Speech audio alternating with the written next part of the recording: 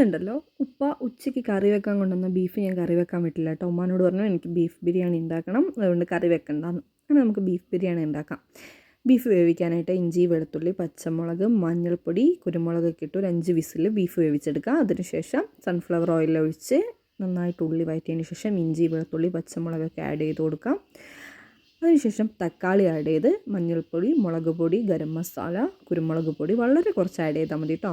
പിന്നെ നമ്മുടെ കറിവേപ്പില, മല്ലിയില, പുതിനയില ഇട്ട് നന്നായിട്ട് വഴറ്റിയെടുക്കുക. ശേഷം തൈര് ആഡ് ചെയ്ത് കൊടുക്കുക. പിന്നെ നേരത്തെ വേവിച്ച് വെച്ച ബീഫിൻ്റെ സ്റ്റോക്ക് റൈസിലും ആഡ് ചെയ്യണം, അതുപോലെ തന്നെ മസാലയിലും ആഡ് ചെയ്ത് നമുക്ക് മസാല റെഡിയാക്കിയെടുക്കാം. 1 കപ്പ് അരിക്ക് 1.5 കപ്പ് വെള്ളം എന്നുള്ള രീതിയിലാണ് എടുക്കാറ്. കുറച്ച് പച്ചമുളക് ഞാൻ ചതുക്കിയിടാറുണ്ട്, അതുപോലെ തന്നെ ബീഫിൻ്റെ സ്റ്റോക്കും ആഡ് ചെയ്ത് കൊടുക്കാറുണ്ട്. നല്ല ടേസ്റ്റി ആയിട്ടുള്ള റൈസ് ആയിരിക്കും കേട്ടോ. നമുക്കങ്ങനെ ദമ്മിട്ട് കൊടുക്കാം. അങ്ങനെ 2 ലെയറായിട്ടാണ് ഞാൻ സാധാരണയായിട്ട് ദമ്മിടാറ്. അങ്ങനെ നമുക്ക് മല്ലിയിലയും പുതിനയിലും ഗരം മസാല ഇട്ട് ദമ്മിട്ട് ഒരു 20 മിനിറ്റ് വേവിച്ചതിന് ശേഷം നമ്മുടെ ബിരിയാണി റെഡി ആയിട്ടുണ്ട്. നല്ല ടേസ്റ്റുള്ള ബിരിയാണിയാണ് കേട്ടോ. ബീഫിൻ്റെ സ്റ്റോക്ക് കൂടി ആഡ് ചെയ്യുന്നതുകൊണ്ട് എന്താ പറയുക, നമുക്ക് ഇങ്ങനെ കഴിച്ചാലും മതിയാവില്ല. അപ്പോൾ ഇഷ്ടപ്പെട്ടാൽ ലൈക്ക് ചെയ്യുക, ഷെയർ ചെയ്യുക, സബ്സ്ക്രൈബ് ചെയ്യുക.